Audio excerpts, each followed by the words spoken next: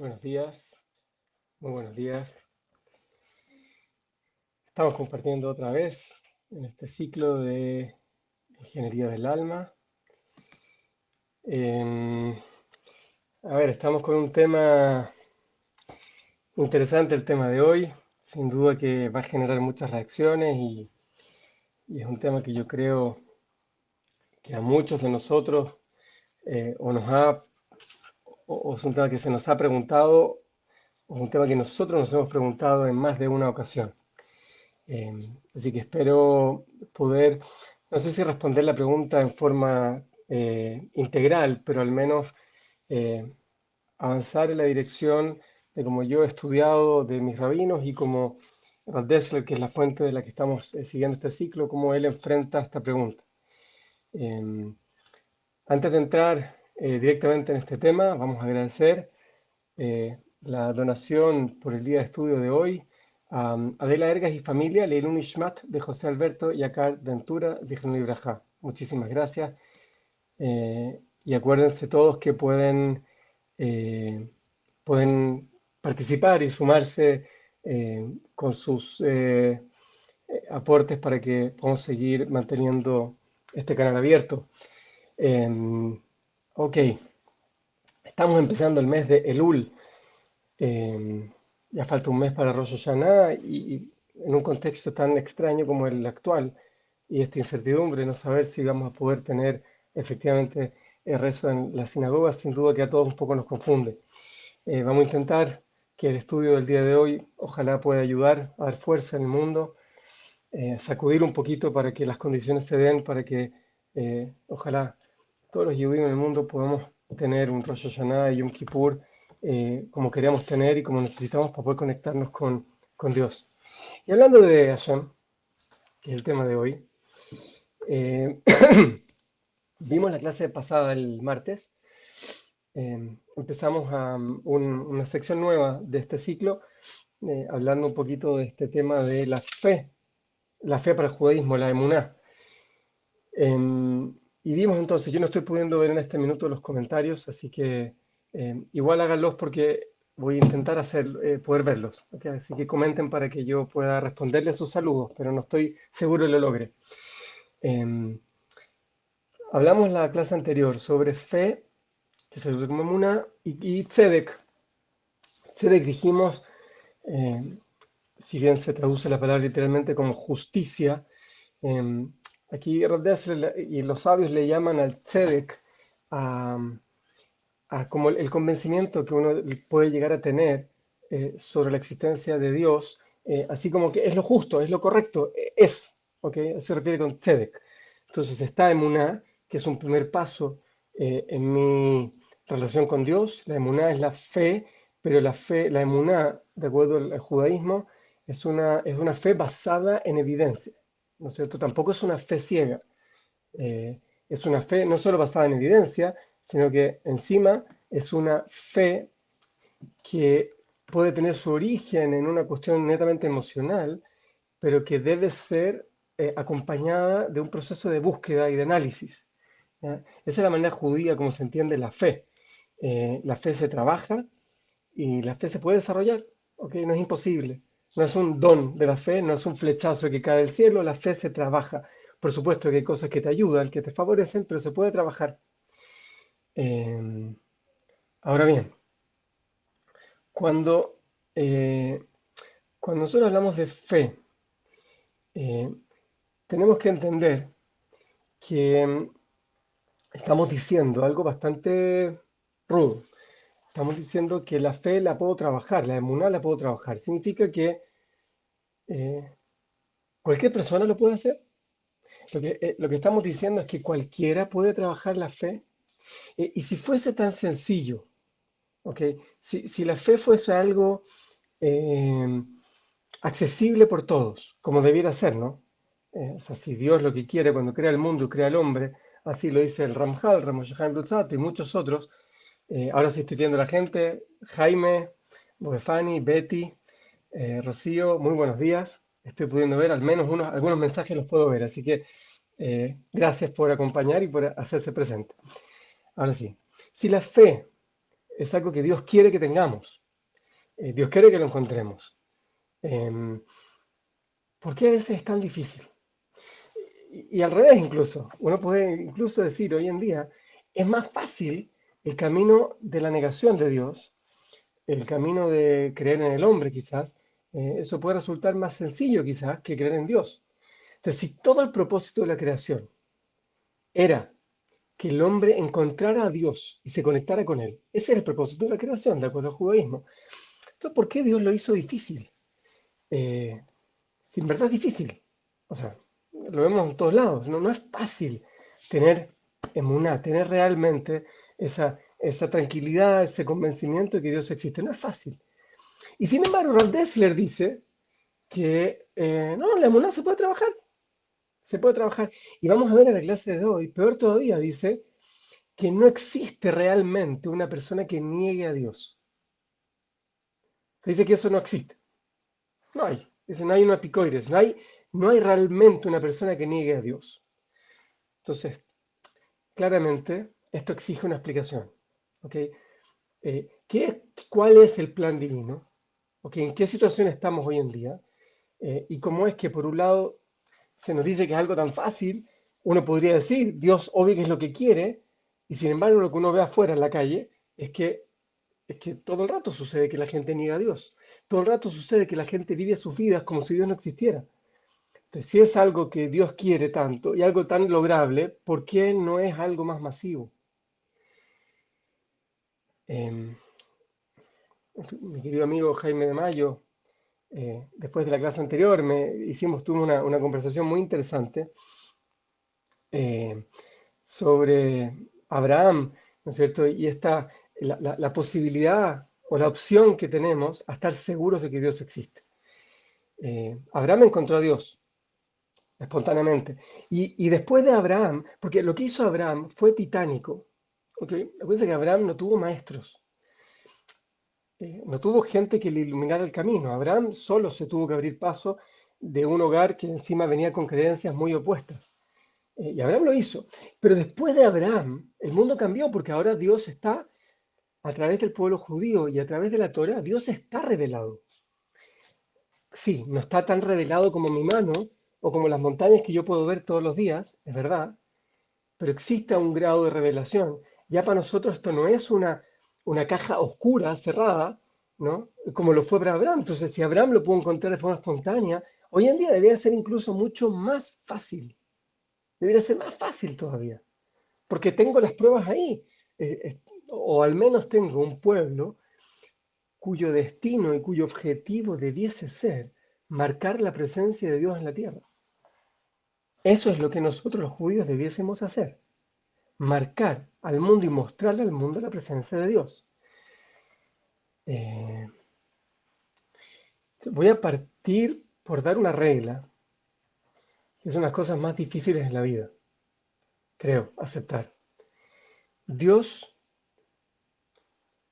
construyó un mundo en que el hombre siempre va a tener libertad, ¿no? La vejiral, el libre albedrío es una condición esencial de la existencia humana.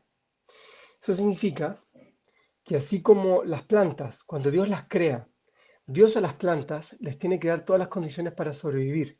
De lo contrario, Dios estaría aniquilando las plantas. Entonces Dios mantiene el sol y todos los días sale el sol. Y Dios crea el agua y existe el agua. En la medida que exista agua y exista sol, las plantas y los árboles van a existir, van a sobrevivir. Dios, para, para no eliminar una creación de Él, le tiene que proveer todo lo básico que necesita esa creación para poder funcionar.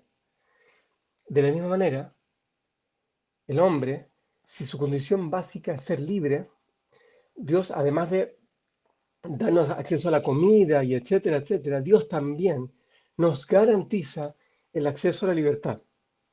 ¿Ok?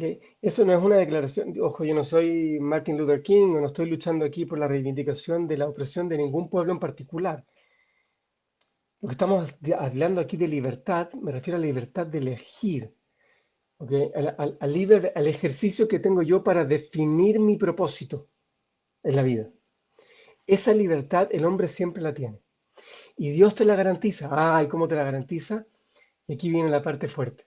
Dios siempre mantiene equilibrios en tu elección. No importa cuánta evidencia haya de algo importante, valórico, existencial, Dios de alguna forma va a ser un contrapeso para que tú mantengas la elección.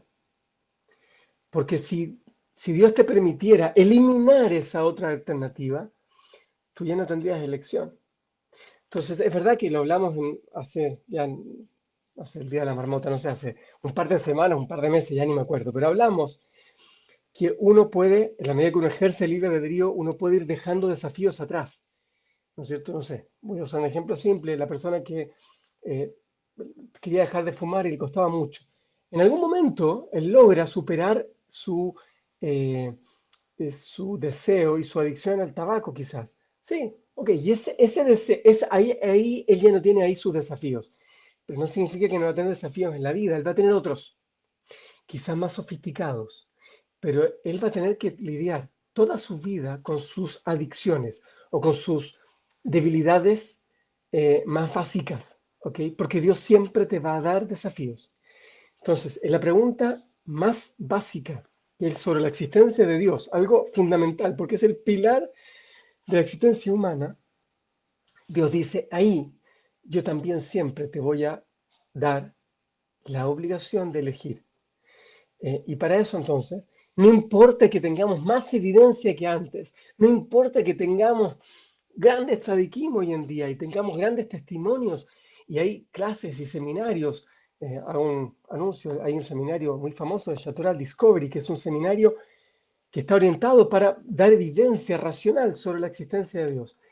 No importa todas las pruebas que hayan, Dios siempre nos va a dejar esa elección, porque vamos a tener siempre los contrapesos.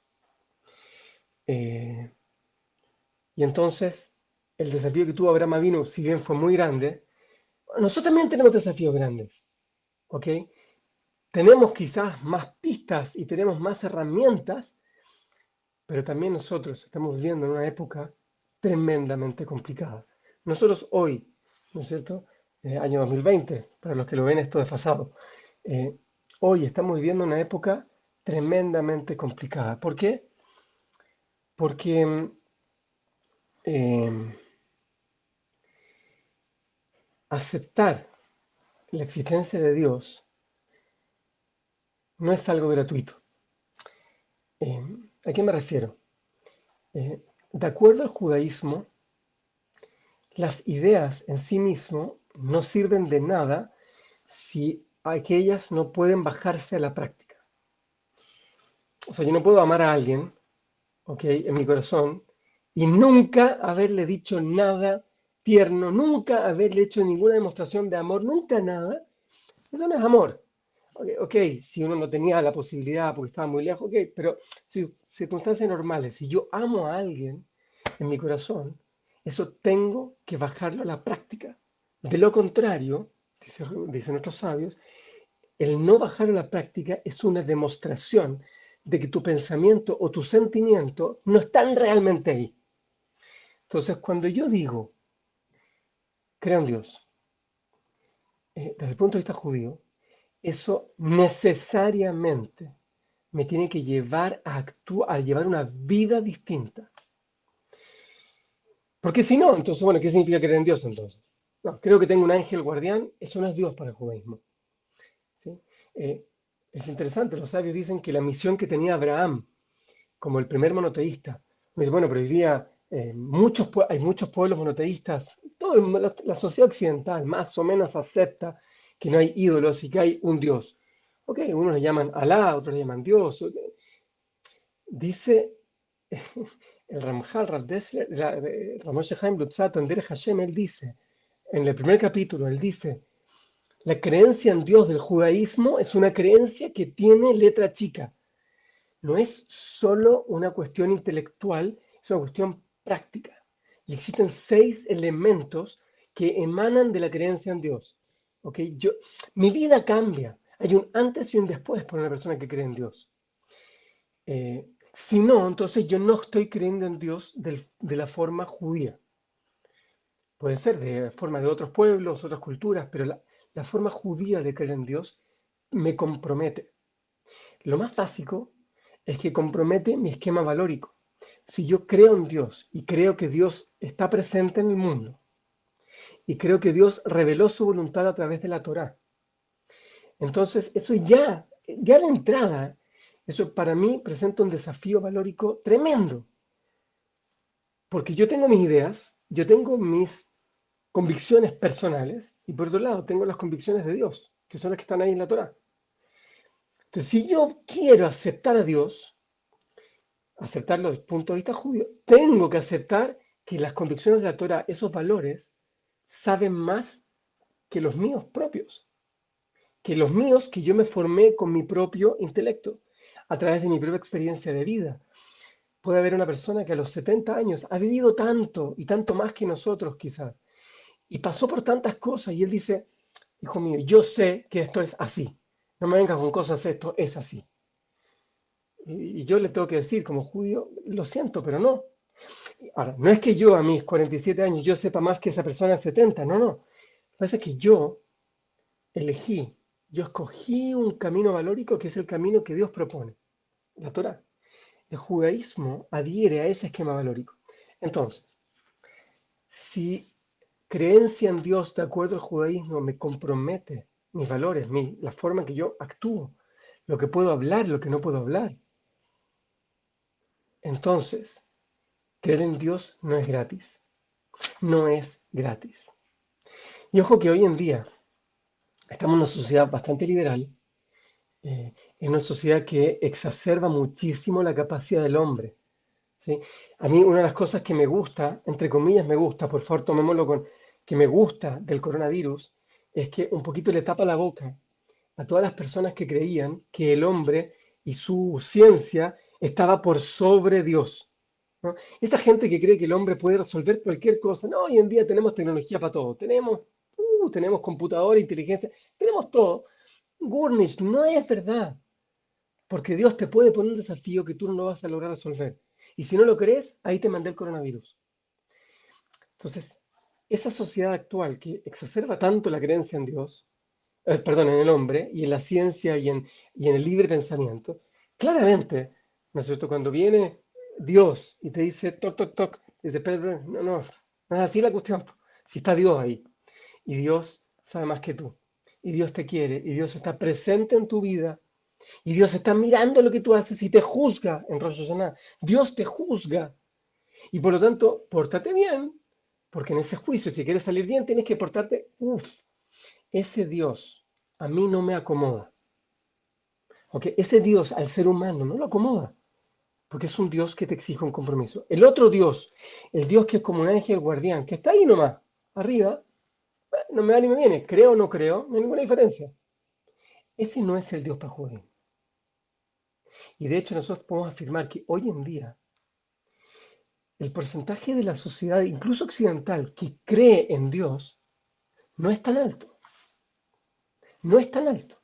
Porque creer en Dios implica aceptar todo lo que ya dije. Lo otro es en verdad no creer en Dios. Es creer en una idea que es más mía. Sentirme que yo tengo un ángel guardián que me cuida todo el tiempo, pero que no me comprometa a nada, que está ahí nomás. Eso es súper cómodo, en verdad. Y eso yo sí creo que es más bien un desarrollo humano, porque yo necesito sentirme protegido, sentir que alguien me cuida. Ese no es el Dios de acuerdo al judaísmo. Ojo que en la época del Talmud, que fue cuando buena parte de la tradición oral judía fue escrita, en esa época la cosa tampoco era fácil, ¿no? Estamos hablando de la época de los romanos, por ejemplo. En la época, de la sociedad romana, era una sociedad sumamente promiscua. Hablamos ahora no sé, de, del tema de la causa gay y todo eso. En la época romana, o sea, hoy en día somos un bebé de pecho al lado de lo que eran los romanos en eso. Eh, los temas de la igualdad no existían en la sociedad romana, pero no existían de raíz, no existían en esa cultura, la cultura griega. No eran todos iguales, ¿ok? eh, temas de derechos de género. No, lejos de ser eso. Tema de la pareja. Y sin embargo, en esa época los judíos ya empezamos a pregonar en la existencia de Dios y en la veracidad de la Torá. O sea, siempre los judíos vivimos con un mensaje, ¿ok?, que era muy comprometedor. Entonces ahora, para los que quieran el libro, estamos en el tomo 2 en español, en Búsqueda de la Verdad, la página 127. Ahora voy a empezar hablando del apicoides.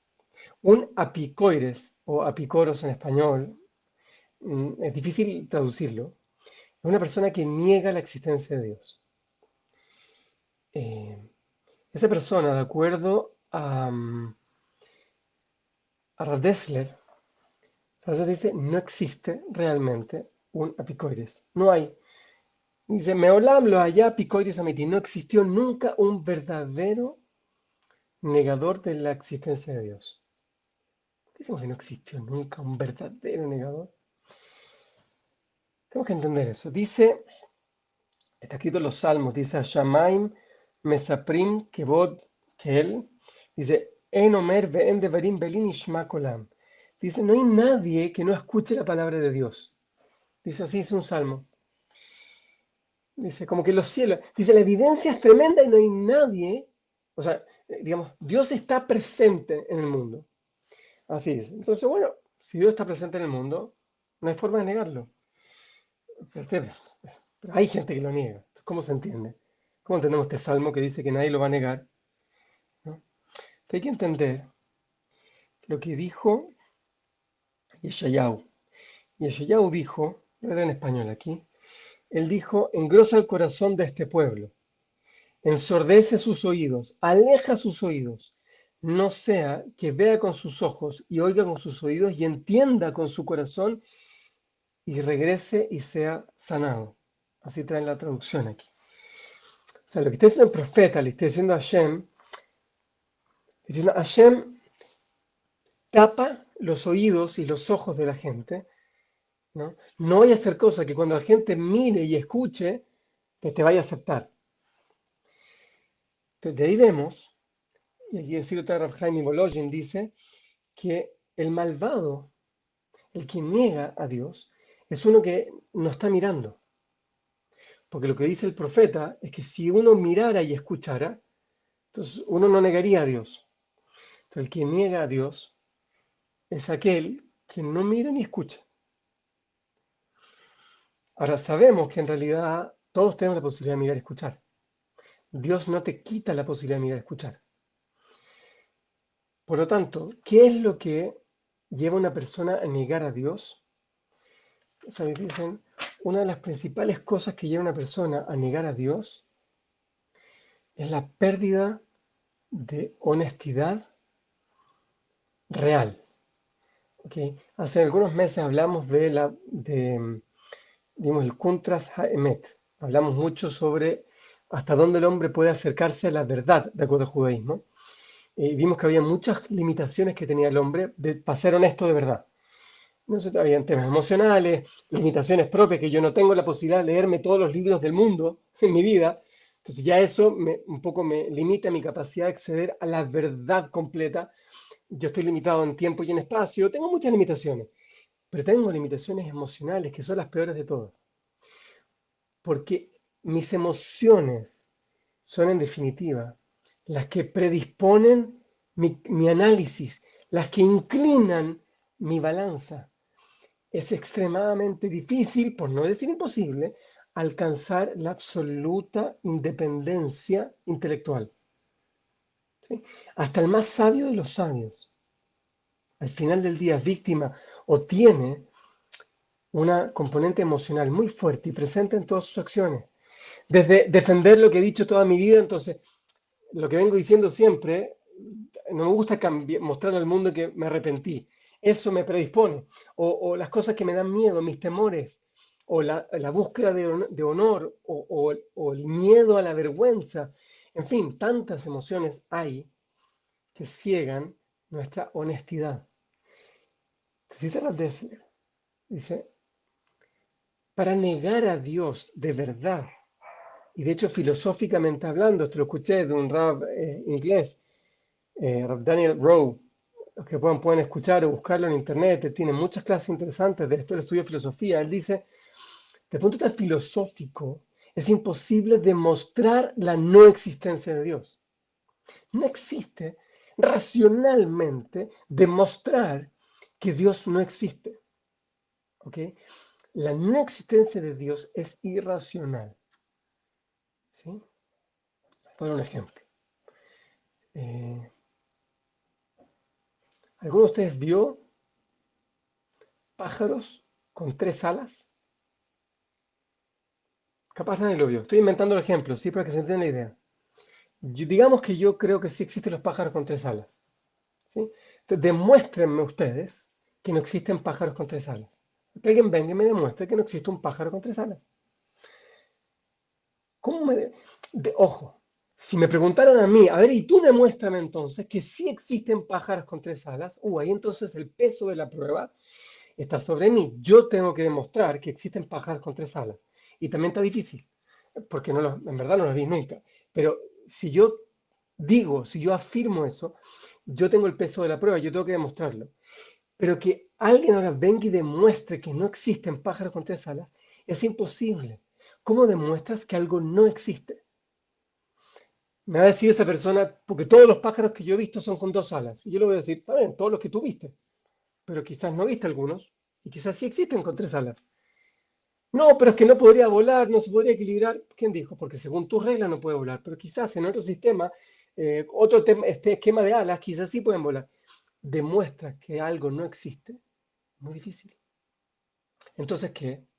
Entonces tiene que ser que la persona que está negando a Dios, en realidad tiene un poco de evidencia, porque su lógica lo lleva a creer que Dios no existe, o porque cree que en Darwin, lo que sea, tiene algo de evidencia, pero él tomó esa evidencia y la hizo verdad. Esa evidencia parcial, que podría ser emuná, él tiene fe en que Dios no existe, y él lo está convirtiendo en verdad. ¿Cómo sabe él? ¿Cómo llega a 100% de evidencia que Dios no existe? Entonces, desde ese punto de vista, no existe una persona que realmente niegue a Dios con evidencia, con convencimiento. Entonces, ¿qué es lo que sí hay? Sí hay personas que no han llegado todavía a tener la confianza que Dios existe. No han llegado todavía a ese nivel de confianza y seguridad. ¿Y por qué? Porque ahí se da una situación muy desventajosa. Por un lado, quizás no ha visto suficiente evidencia a favor de la existencia de Dios, o por otro lado, emocionalmente tiene restricciones que le hacen difícil aceptar esa evidencia. Conozco mucha gente, no voy a dar nombres porque sería hacerlo sonar, conozco mucha gente muy inteligente y que me ha dicho a mí que no cree en Dios, que no tienen don de la fe, etc. Pero esa gente es gente que habitualmente es muy segura de lo que hace. Y no le gusta decir cosas de las que no está seguro. Lo pongo entre comillas porque lo vimos en la clase cuando hablamos de la verdad. Incluso esa persona que no le gusta hablar de cosas que no está seguro y por eso dice que no cree en Dios, esa gente en realidad hace muchas cosas sin estar seguro. No le gusta aceptarlo, pero hace muchas cosas sin estar seguro. Entonces, ¿por qué con Dios ocupa una vara distinta que con otras cosas? Porque Dios me compromete mucho. Si yo dijera Dios existe, eso me compromete. Y eso emocionalmente es complicado. Es complicado. Porque aceptar que Dios existe me lleva a modificar mis actos, a sentir que tengo que darle cuentas a alguien. Y no es cómodo. Emocionalmente, inconscientemente, a nadie le acomoda esta situación de tener un Dios que está ahí presente en mi vida, frente al que tengo que rendir cuentas, que sabe más que yo, que maneja cosas que yo no comprendo. Entonces yo prefiero decir que yo como hombre sí soy dueño de mi destino, que yo como hombre no tengo que rendir cuentas, que nada más tengo que usar mi sentido común para vivir la vida, y así es. Y entonces ese hombre moderno, ese hombre humanista, se ve enfrentado a una sociedad cuyos valores permanentemente están cambiando, cuya sensación de la verdad y la mentira es muy débil, ¿ok? y en la que la lucha de poder es permanente. Es permanente la lucha por poderes. Esta contradicción en que yo tengo seguridad de que el hombre lo puede hacer todo, pero al mismo tiempo no me queda otra que resignarme a que no es capaz de resolverlo todo. Ese es el hombre del mundo moderno humanista que niega la existencia de Dios. Pero que sepamos, no existe una persona que niegue a Dios con evidencia de que Dios no existe. No hay eso. Lo que hay son personas que les faltan pruebas de que Dios existe y entonces deciden creer que Dios no existe. ¿Y por qué decides esto y no lo otro? Porque eso es más fácil y eso me compromete menos. Los judíos decimos que no solo que creer en Dios es lo correcto, sino que uno puede alcanzar la certeza de que Dios existe si uno hace una búsqueda honesta. Pero no solo eso, sino que encima ese compromiso que exige Dios, porque estoy aceptando su verdad, es un compromiso que no solo que no me hace daño, sino que es la bendición, es el regalo más lindo que nos pudo haber dado Dios en la tierra. El haberse revelado a nosotros, habernos dicho lo que espera de nosotros, que espera que lo encontremos a Él, que espera que aceptemos sus valores por sobre los nuestros, nos da una referencia clara de lo que hay que hacer en la vida y nos permite realmente caminar con los ojos abiertos, caminar con seguridad y con confianza de que hay alguien que nos está cuidando y que siempre va a desear y nos va a dar lo mejor. Que tengamos esa tranquilidad y esa confianza y que ojalá Hashem nos permita iluminar el camino de todos aquellos que todavía no han alcanzado esta claridad que nosotros tuvimos la verajá de tener, de que Dios existe, y que nos permita abrir los ojos para que todo el mundo, así como decimos en Aleinu, al terminar todos nuestros rezos, decimos, y será el día en que todo el mundo acepte que Dios es uno y su verdad es una. Shabbat Shalom, Jodesh Tov.